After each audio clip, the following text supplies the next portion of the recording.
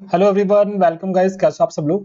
I hope कि काफी बढ़िया होंगे। माई सेल्फ मुरली के बैरागी और आज अपन पढ़ने वाले हैं रिएक्शंस ऑफ एल्काइन हाइड्रोकार्बन के अंदर।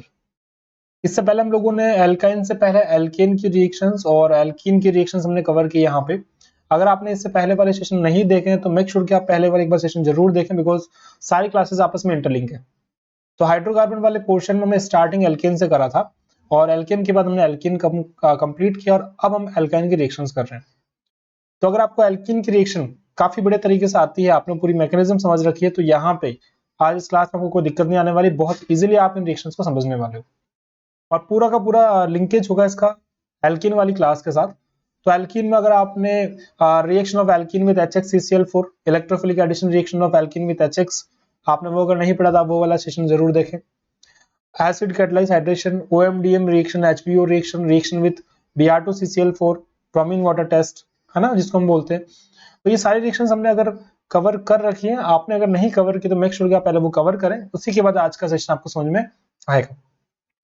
तो शुरुआत करते हैं आज की अपनी क्लास बिना टाइम वेस्ट किए। चलिए भाई शुरुआत करते हैं। तो रिएक्शन ऑफ एल्काइन में हमारा जो फर्स्ट रिएक्शन होने वाला है बच्चों, वो होने वाला आपका reaction of alkyne. Reaction of alkyne मतलब C triple bond C with HXCCl4। HXCCl4 ये हमारा होने वाला है।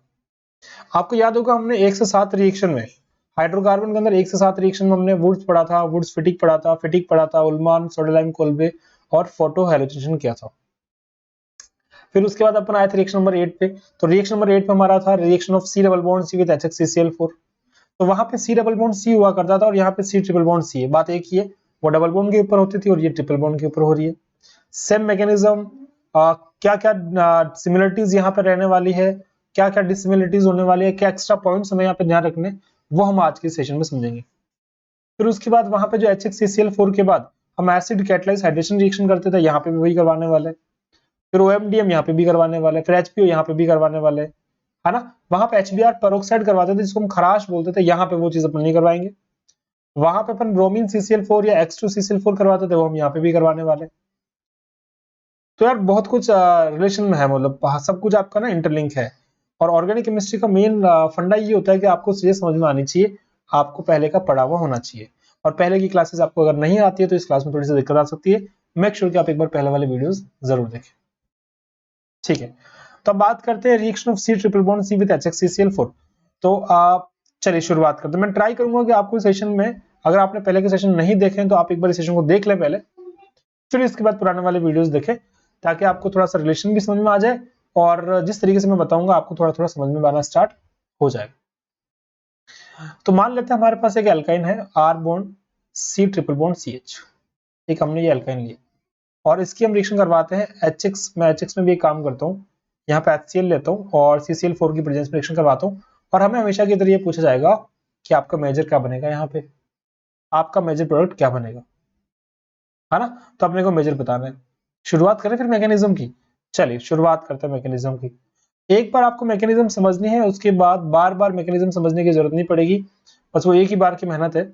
अगर आपने एक बार अच्छे से दिमाग लगा लिया तो आगे फिर आपको कोई दिक्कत नहीं आने वाली है बच्चों। और हर क्लास, पीछे वाली क्लास जो है वो आगे वाली क्लास के साथ रिलेट करेगी। तो ये हमारा R C triple bond CH है, ये हमारा HCl आ गया, ये हमारा CCl4 आ गया। आप सभी को पता है कि CCl4 का तो यहाँ पे कोई यूज नहीं होता, बिकॉज इसका डायपोल मोमेंट क्या होता है, 0 होता है। पढ़ रखा हमने ये पहले, ठीक है। हाँ, तो अब मैकेनिज्म को शुरुआत करने के लिए आपको और हमें ये पता है, जैसा कि पिछली क्लासेस में हमने देखा था कि आपके एल्कीन हो या एल्काइन हो, वो सारे के सारे न्यूक्लियोफिलिक कैरेक्टर शो करते हैं because of loose pi electron cloud. तो ये आपका न्यूक्लियोफाइल हो गया। अब अगर ये आपका न्यूक्लियोफाइल है तो HCl को इलेक्ट्रोफाइल बनना पड़ेगा। और HCl में आप समझ सकते हो कि आपके पास H वाला पोर्शन जो है वो डेल पॉजिटिव के साथ इलेक्ट्रोफिलिक फॉर्मेशन कर रहा है सेंटर का। तो यहाँ पे क्लाउड ट्रांसफर होगा, यहाँ पे डेल माइनस आएगा एज यूजुअल, पहले पढ़ा है अपन ने। यहाँ पे डेल प्लस आएगा। उसके बाद आप देखोगे यहाँ पे, तो ये बन गया आपका R bond C double bond CH और यहाँ पे आपका H2 लग गया और यहाँ पे आपका प्लस चार्ज आ। अब ये प्लस चार्ज आ गया, फिर आपका Cl माइनस आएगा और वो Cl माइनस यहाँ पे ऐड करके R bond C double bond CH2 bond C। ये आपका प्रोडक्ट बना लेगा। क्या ऐसा आपके एल्कीन में भी होता था? बिल्कुल होता था। बट यहाँ पे एक एक्स्ट्रा बात ये रहेगी हमारे लिए कि अभी आपका जो प्रोडक्ट बना है ये वाला, ये प्रोडक्ट फर्दर 1 मोल HCl के साथ और रिएक्शन कर सकता है, बिकॉज ये एल्कीन नहीं है, ये एल्काइन है। तो एल्काइन में अगर शुरुआत में ट्रिपल बॉन्ड होगा तो 1 मोल HCl के एडिशन के बाद में डबल बॉन्ड बचेगा। अभी डबल बॉन्ड में एक पाई बॉन्ड और है, तो फिर से वही वाली बात, डेल माइनस डेल प्लस, है ना। यहाँ पे आपका डेल माइनस आएगा, यहाँ पे आपका डेल प्लस आएगा, बॉन्ड फॉर्मेशन, बॉन्ड ब्रेकिंग सब कुछ होगा, और अल्टीमेटली आपका ये बन जाएगा R बॉन्ड C। यहाँ पे आ गया CH3, ये पहले था आपका एक Cl था, यहाँ पे पॉजिटिव चार्ज आया जैसे कि यहाँ पे आया था बीच में, और उसके बाद यहाँ पे आपने लगाया Cl माइनस, और Cl माइनस लगने के बाद में ये बन गया आपका R bond C bond CH3 bond ClC। यहाँ पे एक Cl और यहाँ पे एक Cl। बोलो यहाँ तक समझ में आया कि नहीं है? बताओ इजी है या नहीं, बताओ। ठीक है,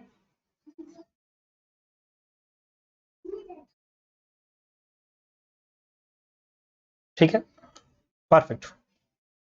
अब मुद्दे की बात यहाँ पे ये आती है कि हमारी ये जो रिएक्शन है, अगर आप एक बार एल्कीन से इसको रिलेट करो तो एल्कीन वाले में क्या होता था, शुरुआत में एक डबल बॉन्ड होता, उसमें एक पाई बॉन्ड होता, पाई बॉन्ड ब्रेक होकर कार्बोटाइन बनता, और फिर उसके ऊपर आपका जो भी नेगेटिव वाला पोर्शन है, चाहे वो Cl माइनस हो, Br माइनस हो, या कोई भी OH माइनस हो, वहां पे लगा के इलेक्ट्रोफिलिक एडिशन कंप्लीट हो जाता। जबकि एल्काइन में क्या होगा, एल्काइन में पहले से ट्रिपल बॉन्ड है, तो ट्रिपल बॉन्ड में से पहले एक पाई बॉन्ड टूटेगा, तो डबल बॉन्ड के ऊपर प्लस बनेगा ये वाला, और यहाँ पे आपका H लग जाएगा। फिर उसके ऊपर आप Cl वगैरह जो भी नेगेटिव पार्ट है वो लगा के आप ये प्रोडक्ट बना दोगे।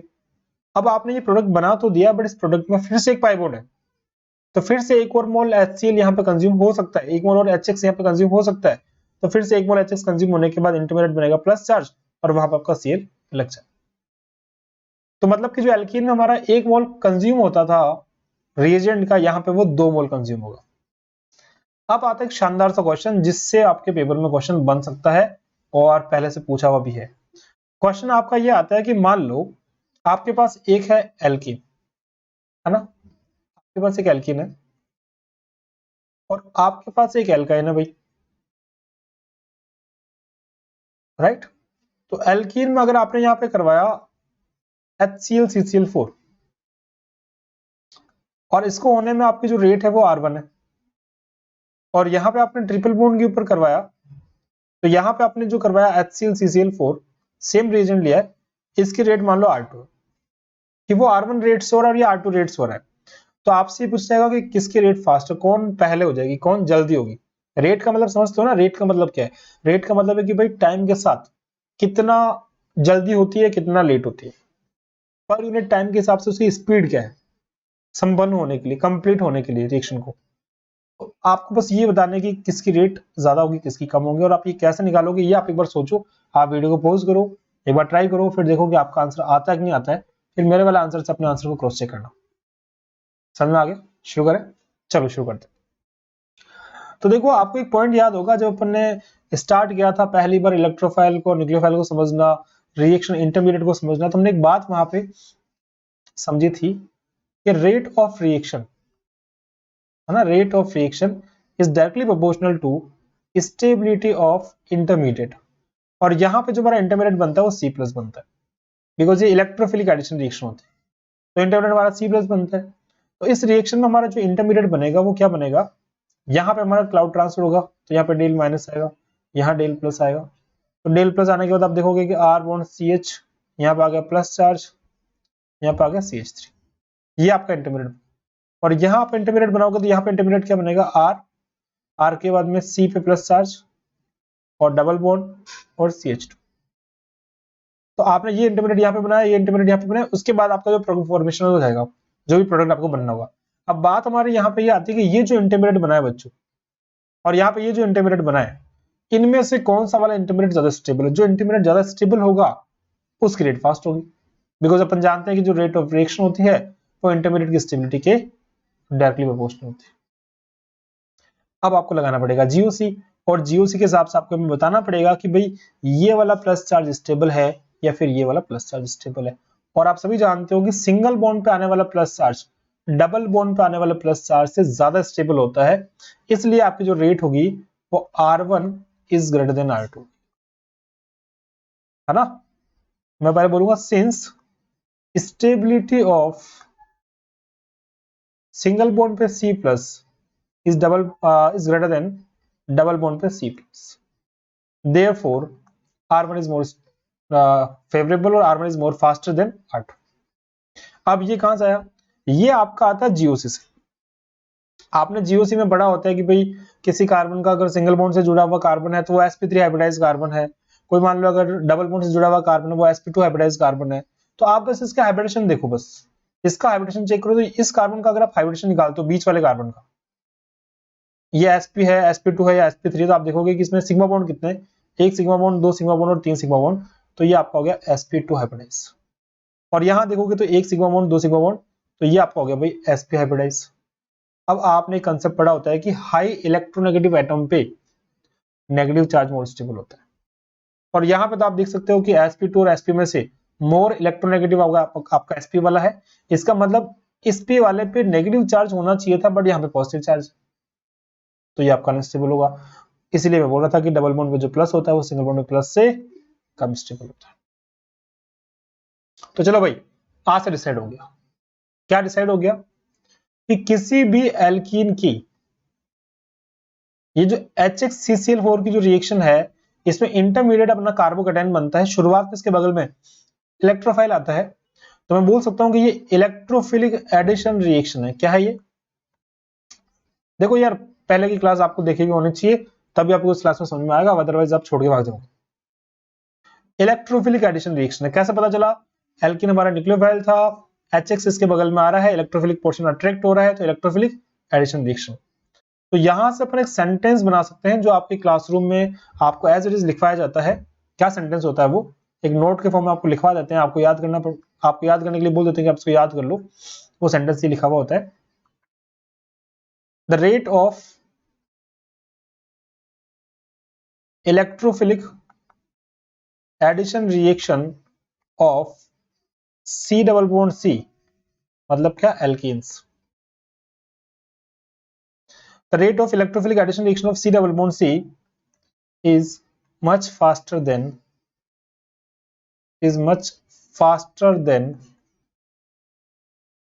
electrophilic addition reaction of C triple bond C।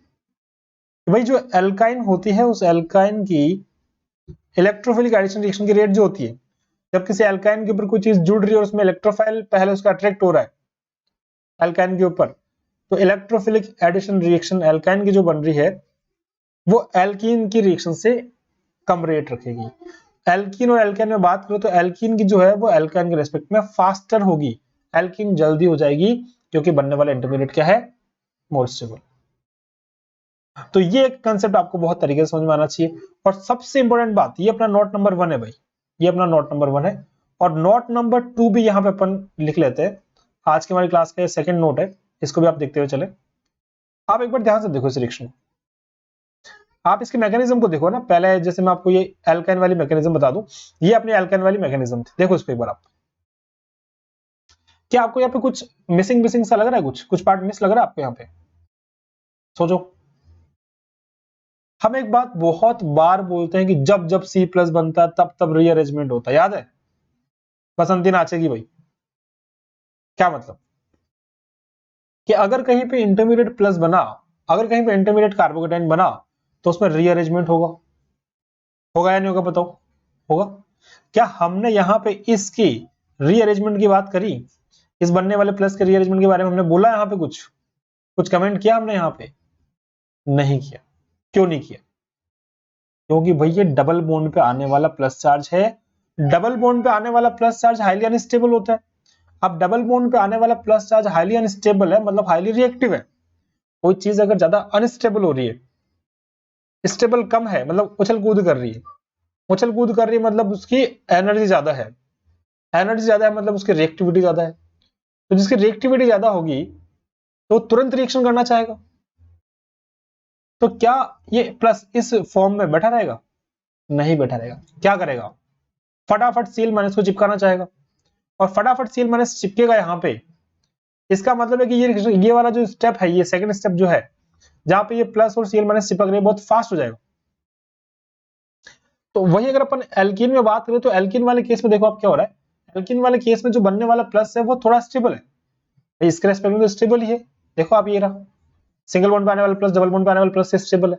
अगर वो स्टेबल है तो थोड़ा टिकेगा, थोड़ा टिकेगा मतलब वहां पे उसका जो हाफ लाइफ पीरियड है, उसका जो टाइम पीरियड है वो थोड़ा ज्यादा है, तो वो रहेगा उस फॉर्म में रहेगा, तो फिर रीअरेंजमेंट भी करेगा, रिंग एक्सपेंशन भी करेगा, रिंग कॉन्ट्रैक्शन भी करेगा। लेकिन डबल बॉन्ड पे आने वाला प्लस बहुत कम टाइम पीरियड के साथ है, हाईली अनस्टेबल है, हाईली रिएक्टिव है, तो वो ये सब करने के लिए वेट नहीं करेगा कि पहले मैं प्लस बनेगा, फिर मैं प्लस बनने के बाद मैं रीअरेंजमेंट करेगा, मैं रिंग एक्सपेंशन करेगा, मैं ये करेगा, मैं वो करेगा। यहाँ ऐसा कुछ नहीं है, यहाँ चुपचाप प्लस बनाओ और टिका दो उसके ऊपर Cl।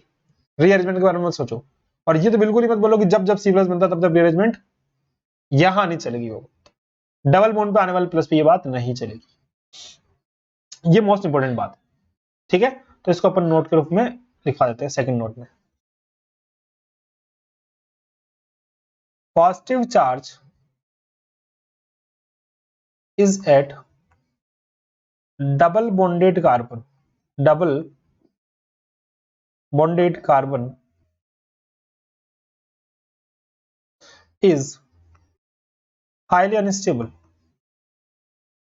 Highly unstable. अगर वो स्टेबल नहीं है इट मींस हाईली रिएक्टिव, बोलो हाई ना, highly reactive. therefore rearrangement phenomena cannot take place, therefore rearrangement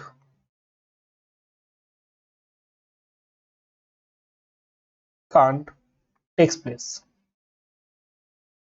ये सेकंड वाली बात मैंने आपको लिखवा दिया, समझ में आ रही है। तो बस ये दो बातें यहाँ पे आपको ध्यान रखनी है, बाकी कुछ भी डिफरेंट नहीं है यहाँ पे। जो आपने एल्किन में पढ़ा हूबहू ऐसा कैसा अपन यहाँ पे पढ़ने वाले हैं। बस आपको ये दो बातें ध्यान रखनी है कि वहां पर सिंगल बॉन्ड पे प्लस आता तो रीअरेंजमेंट भी होता, रिंग एक्सपेंशन भी होता, रिंग कॉन्ट्रैक्शन भी होता। यहाँ डबल बॉन्ड पे प्लस आता तो ऐसा कुछ भी नहीं होगा। मतलब हमारा काम तो आसान हो गया ना, हमें सोचना नहीं रीअरेंजमेंट के बारे में। अगर गलती से भी किसी ने तुक्का लगा दिया, बिना रीअरेंजमेंट कराए प्रोडक्ट बना दिया, उसका भी यहाँ पे सही हो जाएगा, क्योंकि होता ही नहीं है।